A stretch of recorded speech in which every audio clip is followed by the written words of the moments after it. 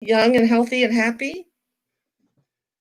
Good morning, Facebook community, YouTube community, and Twitter. Followers of Desert Sands Educational Foundation. Sean Webb here, the director of the foundation and the director of community engagement. We're here again with Morning Coffee with Chef Mary. How you doing, Chef Mary?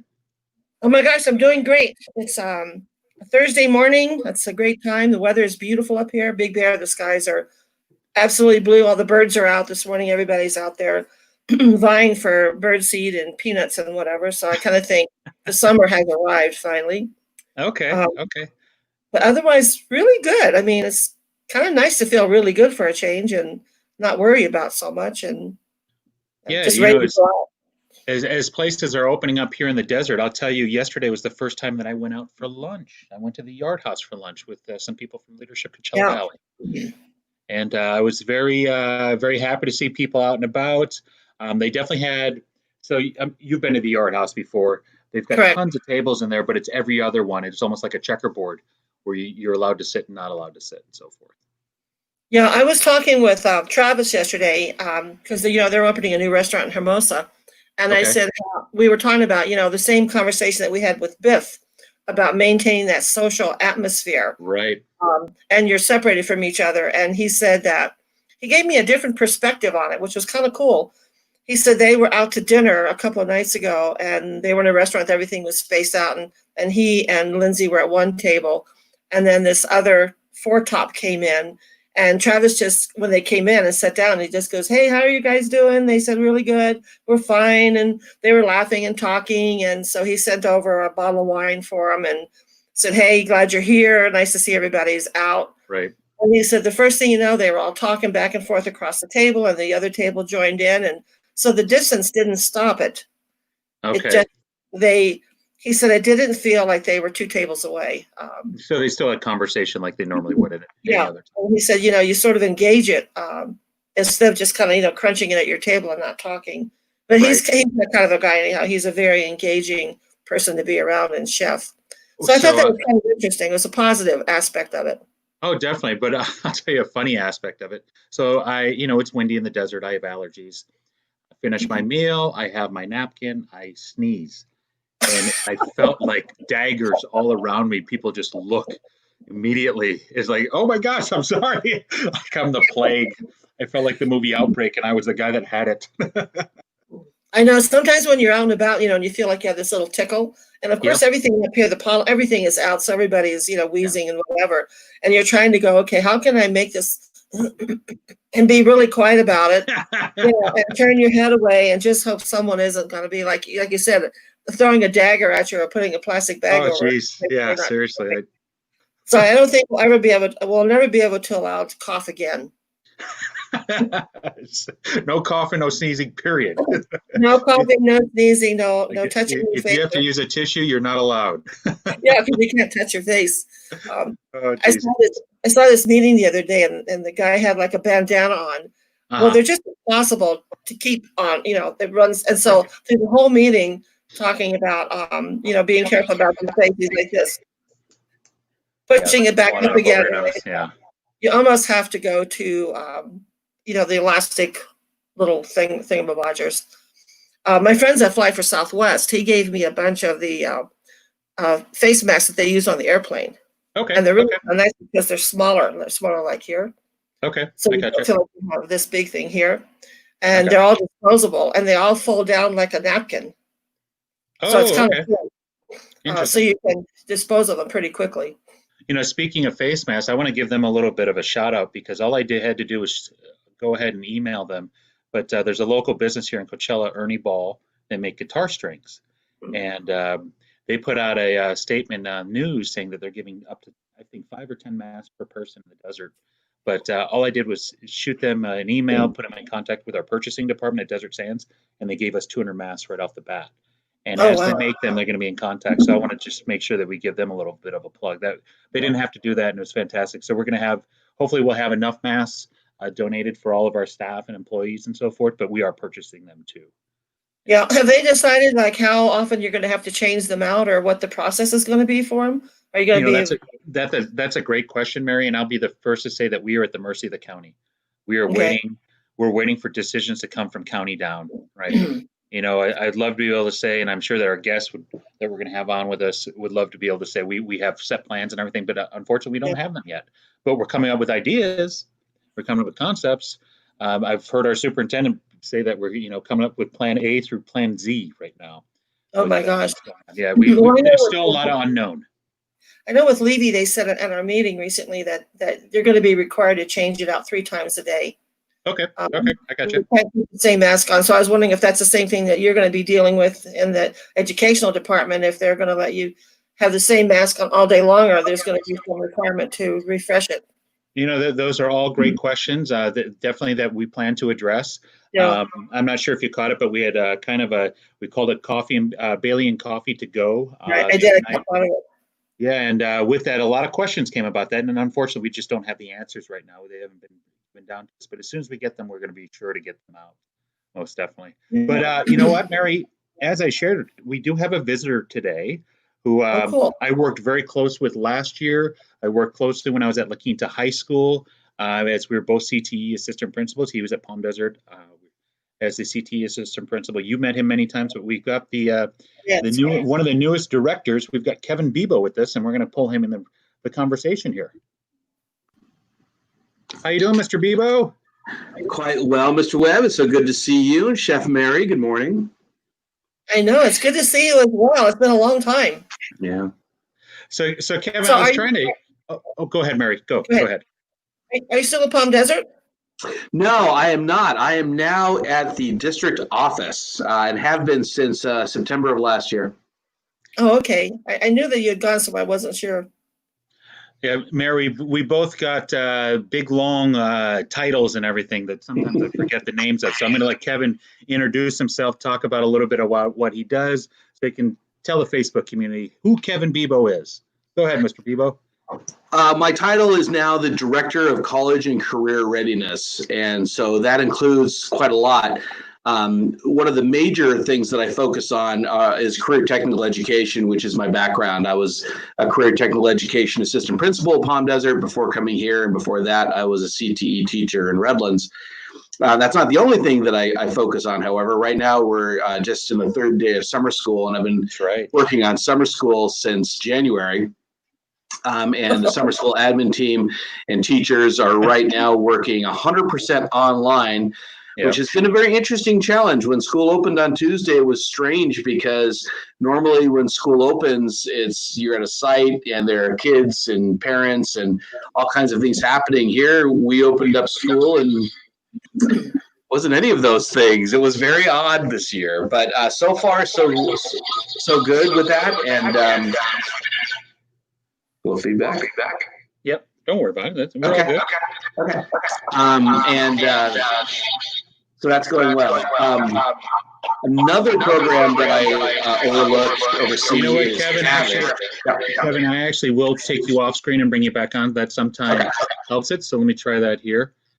But Mary, is you may have remembered Deanna Killian. That's who. Yes. That's who Kevin took the spot of. Deanna moved on to Palm Springs Unified, and Kevin took her spot. Yeah, and actually, Deanna's in a very similar spot in Palm Springs, and we work together still. I'll take myself off screen. Maybe that'll help us out here. Okay. Oh, what do you know? Hey, it's just you and me. All right. So the other thing that I've been working on also for summer school is our AVID program. The AVID program is for students who are on the way to college and career, but they come from families that don't necessarily have a college-going culture. And, it's quite a challenge if you're the first one in your family to go through that process. Hey, there's Mrs. Bibo. Hi. And so we have a summer school program for the AVID students going on right now as well, that's head up by our outstanding AVID teachers. So there's quite a lot going on, even though technically school is out, but with summer programs right now. Okay. Yeah, Mary, I'm not sure if you're aware, but summer, as Mr. B was sharing, so summer school started the other day, 100% online. Oh, gosh. Yeah. So how are they going to, how do they reckon with making sure all the students are online and in the program, and So we have they're two with different, so we have two different kinds of classes that we're offering right now, and frankly, we're experimenting with different ideas that could be used in August. So the traditional approach to an online course, we use Apex, but there are many companies out there. Edgenuity is another example. With an Apex course, there's still a teacher, but all of the instruction is done through basically a canned class, but the teacher monitors progress. And so they can see where a student is along the way. They're available to answer questions. They have to unlock exams. They're still an active participant in the process, but the student does all the work interacting with Apex and then speaking with the teacher when they need to through video conferencing apps like this or Zoom or GoToMeeting, things of that nature. So I have a quick question about that, Mr. Bibo. How does online learning work? I don't mean to put you on the spot here. For somebody who maybe was taking biology or chemistry, where it's a lab science. Sure. Well, believe it or not, there are lots of labs that can be done online, and often, it's the kind of experience where a student will watch a short video and will have instructions to do simple things in the kitchen, like and Chef Mary, you know that there's so much science that goes on in the kitchen, right? So everything from taking temperature to watching reactions, things that don't require a lab, a traditional classroom lab space with that equipment, but they can be done if you have any access to a kitchen, with just what's right there.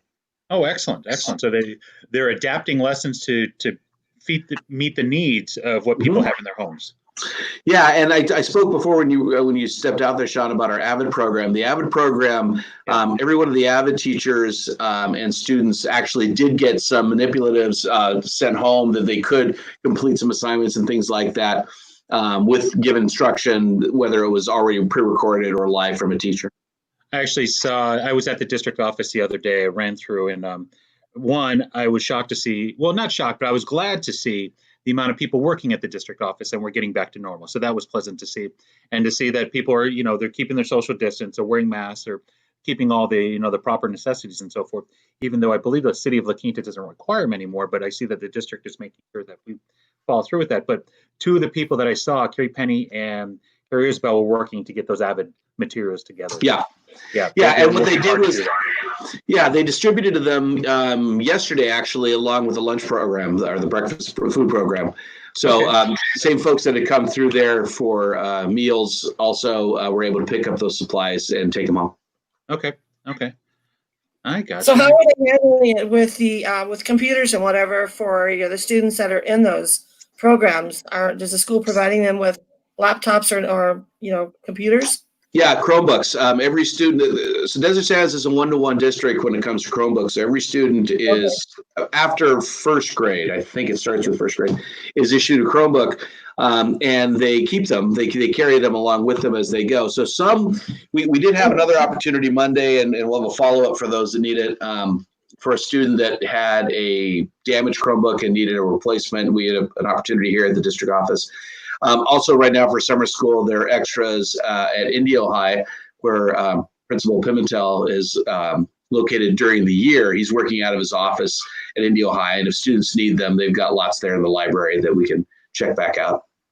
And Mary, I'll even share that. So some of our students don't have the ability to have Wi-Fi. Chromebooks are great and all, but if you don't have Wi-Fi, they don't really work. So one of the things that our district has is we have our own LTE network. So if a student has an issue with getting Wi-Fi, we send them home with a little device called a MiFi, MiFi. They take that device home and they're able to connect to our network with that Chromebook. Now we awesome.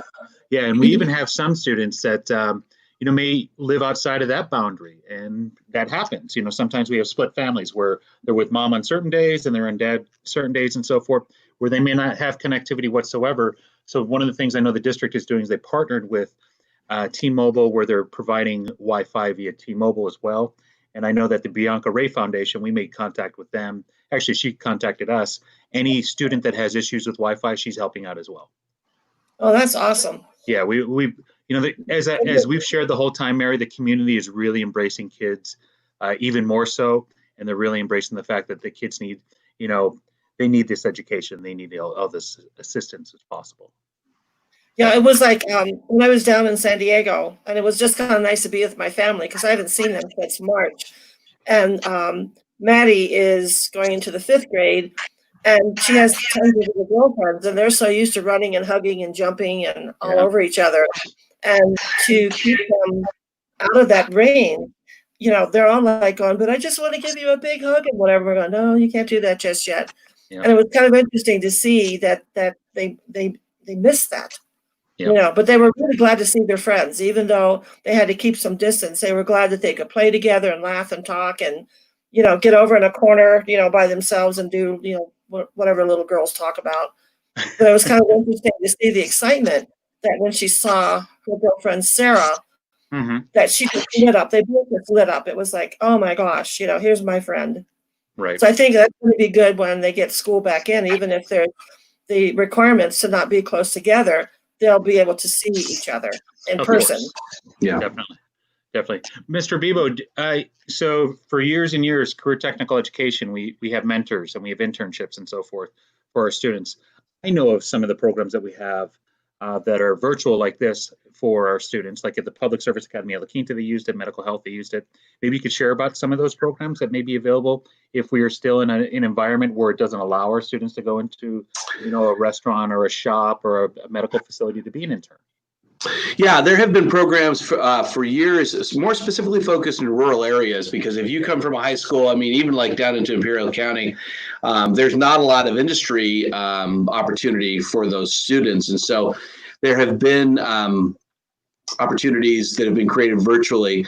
Yep. And we may need to take advantage of those. And we've been very lucky in the valley where we are centrally located, especially around Palm Desert and La Quinta. And Indio too, and that you've got lots of business within walking distance, which is what our kids need when they need to go out to a work-based learning opportunity and say they don't have transportation of their own. Right. So we will continue to explore those, and those companies have increased their communication as Of course they have. as the days. All their sales reps are contacting us. Oh yeah, they're ready to roll. Even the previous assistant principals, I feel.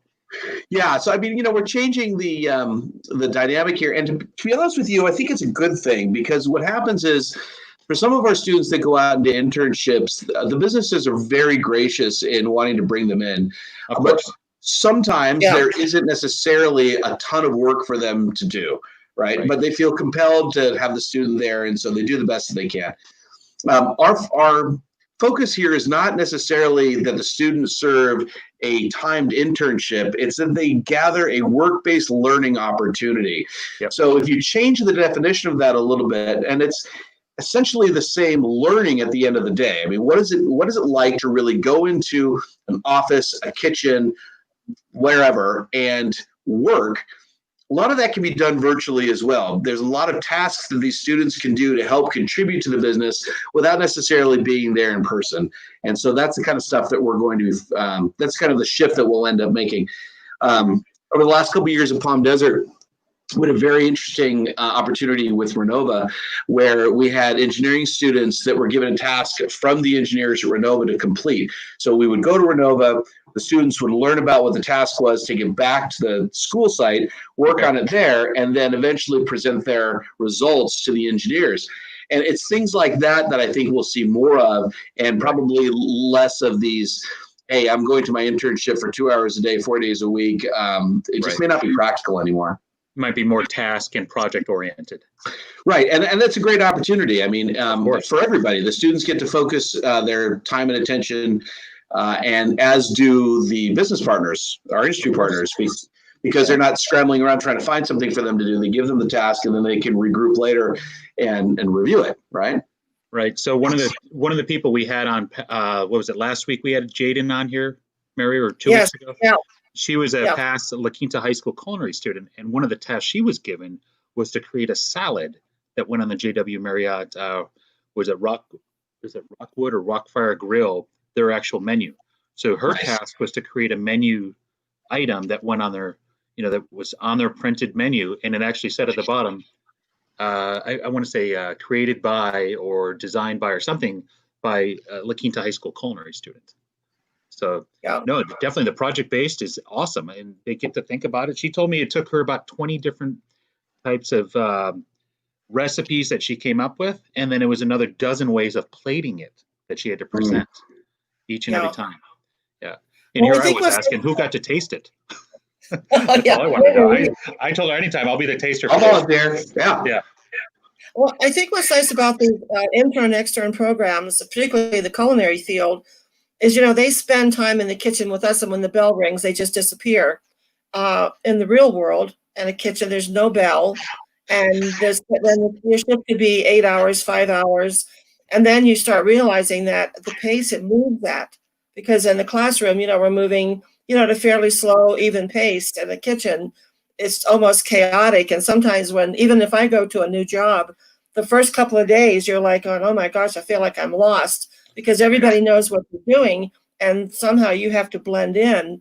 And I think with our other students in the programs, that's the best learning curve, is you walk in and there's not a teacher and there's not a bell, and you're not going to go to lunch, and you're going to be working with someone. And I always tell them they're not going to really give you a job you can't perform.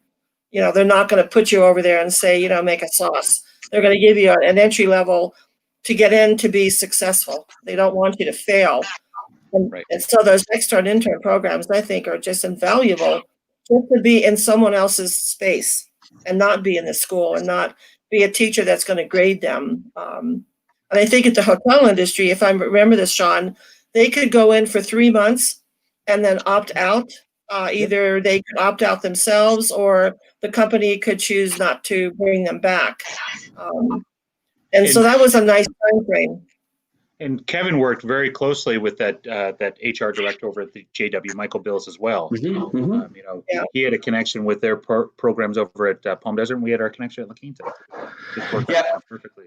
We have found in our journey here over the last 4 or 5 years that there are some champions in the Valley. Bob Canby's another one over at Avid Physical Therapy. And a lot of that work has been channeled through One Future Coachella Valley. They've done a great job of bringing the industry partners together. And those that have worked more closely with the high school, Mike and Bob, have spoken about their experience with the students and how valuable it's been.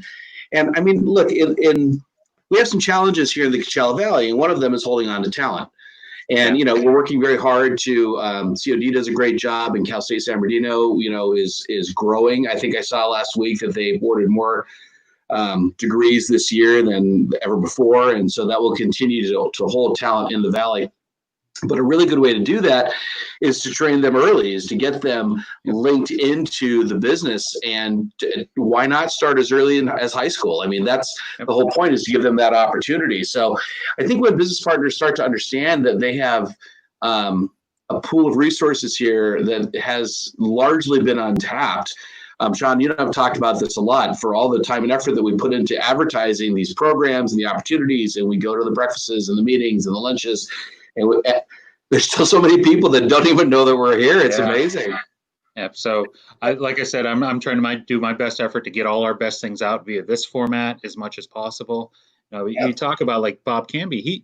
He's experienced the benefits of it. He's hired these kids after they come back from college. Oh yeah. Yeah, and that's the best part. That's the best part. Groom your type of employee when they're in high school, and it all comes down to one word: developing that relationship. Yeah. Establish that relationship now. Yep. Yeah. The other side of it, I think, as well, is it gives the student an opportunity to see if that's what they really want to do. Because we'll have students to say, I want to run a restaurant and be a chef. And then they realize that maybe that's not their cup of tea, but they really wanted to be an auto mechanic. So you can go in and just, work a little bit and see, what you would do. And I always ask them to make sure they're honest with their employer, that if this wasn't something that they really felt comfortable with, go to them and sit down and talk with them. And maybe there's another opportunity within that company, but maybe that particular task just wasn't comfortable for you, or wasn't interesting, or there was no passion. But to be upfront with and talk with these people, just don't walk out, and just be sure to show up. Yeah, there's no doubt. Skills transfer, right? And so this is a great example, right? So we are, the three of us, used to working together in a completely different format, but still interacting and building and constructing opportunities for students. So none of that goes away, because now we've taken this into a different structure, a different format, a different way of doing business.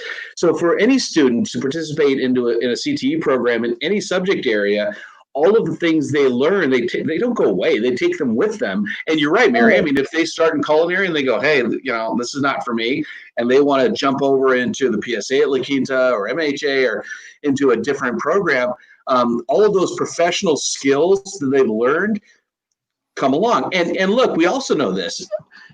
For adults that have done a variety of things in their lives, they're able to draw on that experience to improve, right? To improve what they end up doing later on. So, Mary, I mean, I'm guessing here, but I would imagine that when you're working in the kitchen, you're not only leaning on your culinary experience, and the other things in your life that also feed into that, and everything from the dishes that you're creating to how you work with the other employees. I mean, it all fits together. So it's a great opportunity. I think it's really important that students start in a direction, they get the momentum going, because once that's the hard part, once that's going, moving what the focus is easy. I started out in finance. That was my business major. And all of that has brought me to a comfort zone in the kitchen with inventory and pricing out things. Exactly. Things because I had that whole financial background.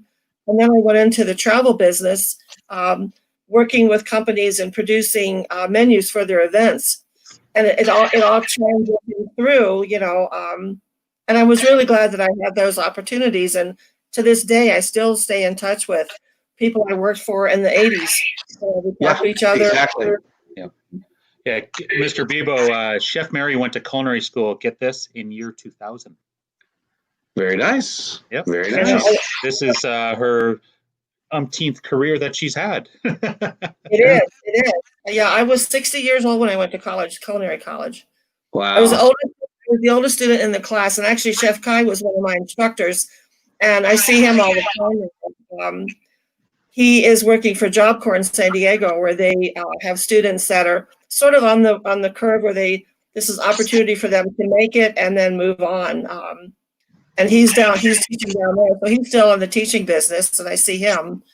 So it's kind of interesting that now I could actually work for me before I was. Right. Yeah. Yeah. So, we are coming up on about 25 minutes here, and I'm going to share this press release that's going to be going out tomorrow, but I'll share with you guys. Desert Sands Educational Foundation provides over $50,000 in classroom grants. There's a complete press release about that. I'll just share the meat of it. I delivered a check yesterday to this district office from the Desert Sands Educational Foundation for the amount of $22,794.84, which are going to all STEAM, that's science, technology, engineering, arts, and math mini grants for teachers. Nice. And Mr. Bibo, that directly affects your program, so I wanted to share that with you. And on top of that, for the school year, that includes, like I said, over $50,000. We already gave $30,000 from our campus. So, wow. We look That's forward amazing. to working. Yeah, we look forward to working with the community for the the 2021 school year and years to come. But I'm hoping that we can match that, if not double that, for next year. Sure, that's fantastic. That'll definitely be a goal of mine to match, if not increase that a lot more. Yeah, and I think we'll share this with you, Mr. Bibo. Even though our kids were in a culinary program, one of them actually went to work at Thermal and is involved with BMW. And he was in the culinary program, but he went in through the back door as sort of a dishwasher kind of a guy, and then worked his way around to get where he was. And then one of our students graduated from the Naval Academy last year, and he was in the program and had no intention of ever being a chef, but he was using it as sort of a place to be to I guess fill out his educational requirements. Nice. So it's kind of interesting when you talk to these students that you go, and like I think Ramesh is in engineering college, and he was with the program for 4 years. So they stay with the program and they utilize. I think they learn how to have a second job in a way. Yeah. That, they can repair a car, or they can do something, but they can actually be a doctor or a attorney. So I think that's really good about those programs. It gives them the opportunity to expand out and use training, but not necessarily make it their profession. So, Mr. Bibo, you see some comments there from a former colleague of ours, from Mr. Wheeler. Yeah, Mr. Wheeler, I want to Mr. Wheeler, I want to let you know that the round of mini grants is closed for this year, but as soon as they open up for next year, you'll get that via email. And please know that with the 22,000 that we just delivered, almost 23,000 that we delivered, that all came from the most recent gala that we had February 29th. So as we're able to have events and raise money, we're going to put it directly right back into the classroom. But thank you for that question, Mr. Wheeler. We'll definitely get those funds available in that application out to you guys as soon as possible, as soon as they're available. But hey guys, thank you very much for taking the time.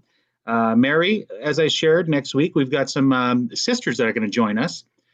Maybe Mr. Bibo, you may not know, it's Shadow Hills High School, Mary Alexander, and La Quinta High School, Elizabeth Van Dorn. They grew up together. They're sisters. They're all that whole family are educators, but they moved down from Minnesota, and they're musicians as well.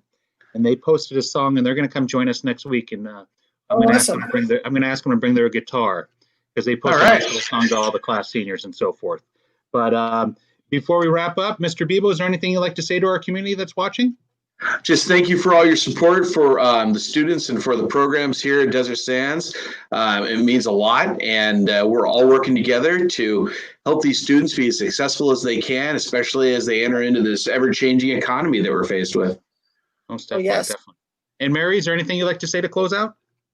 No, I think your programs are incredible. I mean, I was glad I had the opportunity to be in the midst of several programs at La Quinta High School with public service and the medical academy, and then to actually take the students over to Palm Desert. And then we did an event at the Palm Desert for, I think it was a teacher's appreciation event. And it was nice to be able to see it at school. So these programs to me are invaluable, and when they can take that information and have a successful career, which I think we've seen that more times than not, that these kids have taken everything and moved on with it, and we open doors for them. Of course. I think that's really critical. These internships open huge doors that they would never get opened on their own. I mean, I've been through that program where you just can't get a door open, but someone you know who knows someone makes a pathway for you. That's important. Exactly. So thank you for what you do. It's awesome. You bet. And thank you again, Mr. Bibo. I'm going to close this out here with a couple of reminders for anybody that's watching, and for the people that will be watching in the future. We are re-airing all of the virtual graduations. So today we have Palm Desert High Schools that'll be on at 8 o'clock today. Then tomorrow at 2 o'clock, we have the La Quinta High School virtual graduations. You know, we're celebrating all of our graduations this week with virtual graduation as well as drive-through graduations. And then for all of our seniors that are watching, as well as parents that are watching, all seniors, check the district website. Every senior, Mary, you want to know this, every senior gets to walk away with a Chromebook that they've been using for the last 4 years. So they graduate, they get to take that with them. So make sure, if you are interested, seniors, in one of those Chromebooks, you look on the website. They're going to be distributing them all next week. All right, you guys have a good one. Mary, I'll catch up with you on Tuesday. Mr. Bibo, always a pleasure. Absolutely. We'll see you. Have a good one. Okay, so